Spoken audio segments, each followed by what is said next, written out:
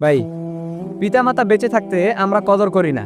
যে একজন পিতামাতা বেঁচে আছে তার যে খেদমত করতে হবে, তখন আমরা বুঝি না। যেই জিনিসটা আমাদের কাছে থাকে উপস্থিত থাকাকালীন আমরা বুঝি না, কিন্তু যখন জিনিসটা হারিয়ে যায় তখন আমরা বুঝি, রে আমার বাবা আমার মা আমার উপর কিরকম ছায়া হিসেবে আমার উপর ছিল। এটা আমাদের কাছে যখন থাকে না তারা, তখন আমরা বুঝতে পারি। দেখেন একটা উদাহরণ দেই।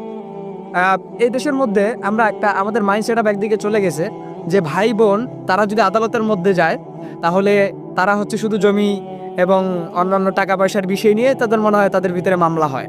কিন্তু একটা ঘটনা আমি পড়লাম, আশ্চর্য হয়ে গেলাম ঘটনাটা পড়ে। সৌদি আরবের একজন বৃদ্ধ লোক, একজন মা, তিনি বৃদ্ধ হয়ে গেছেন।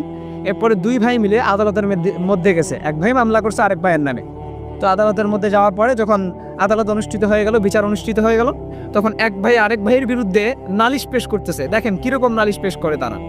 বড় ভাই বলতেছে যে, মাননীয় বিচারক, শেষ বয়সে যেহেতু আমার মা বৃদ্ধ হয়ে গেছে, আমার মা একজন বৃদ্ধ মানুষ, সে চলতে পারে না, খাইতে পারে না, আমি যেহেতু তার বড় ছেলে, আমি আমার মায়ের দায়িত্ব নিব, আমি তার ভরণ পোষণ যা লাগে সমস্ত খেদমত আমি তার করব।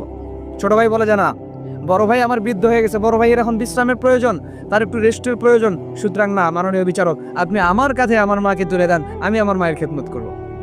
কিন্তু বিষয়টা তো উল্টো হওয়ার দরকার ছিল, কোনো জমি জায়গা বা কোনো টাকা পয়সা নিয়ে তো মামলা হওয়ার দরকার ছিল। কিন্তু না, তারা দুই ভাই মিলে বিচারকের কাছে গেছে যে তাদের মায়ের সেবা করবে, মায়ের খেদমত করবে। এই জন্য পরবর্তীতে যখন তার মাকে নিয়ে আসা হলো যে তার মা রায় দিবে, তার মা বলতেছে যে আমি আমার সন্তানদের ব্যাপারে আমি কিছুই বলতে পারবো না, কারণ আমার বড় সন্তান এবং আমার ছোট সন্তান দুইটি আমার চোখের মতো, আমার ডান চোখ বাম চোখ যত টাকা আছে তারা আমার তত টাকা আছে, আমি কিছুই বলতে পারছি না। তো বিচারক সর্বশেষে তার একটা সিদ্ধান্ত নিল যে ছোট সন্তান যেহেতু বয়সে কম, সে উপার্জন করতে পারে, সে তার মায়ের খেদমত করতে পারবে। সে বিচারক তার ছোট সন্তানের কাঁধে তার মাকে দিয়ে দিলেন, তার মাকে হাওলা করে দিলেন যে তুমি তোমার মায়ের খেদমত করবা। এবার বড় ভাই কান্নায় ঢলে পড়লেন। এটা কি রাগে কাঁদতেছেন? না, তিনি কান্নায় ঢলে পড়লেন, ইস, আমি যদি আজকে বৃদ্ধ না হতাম, আমার যদি বয়স একটু বেশি না হইতো, আমি যদি ছোট সন্তান হইতাম, তাহলে আমি আমার মায়ের খেদমত করার যোগ্যতাটা আমি পাইতাম। আমার মায়ের শেষ বয়সে এসে আমার মায়ের খেদমত আমি করতে পারলাম না। এজন্য বিচারক তো ভাই, মামলা তো এগুলো সম্পর্কে হওয়া দরকার।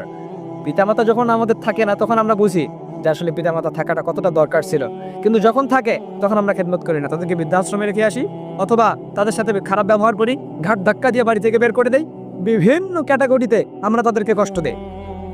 কিন্তু তাদের ভিতরে কি কনভারসেশন ছিল যে কত সুন্দর করে তাদের পিতামাতার খেদমত করতো। এজন্য পিতামাতার খেদমত করতে শিখেন। এজন্য আল্লাহ পাক রব্বুল আলামিন বলছেন যে তারা যেন উফ আহ শব্দ না করে, এটার দিকে তোমরা খেয়াল রাখো, এটা তোমরা মেনটেন করে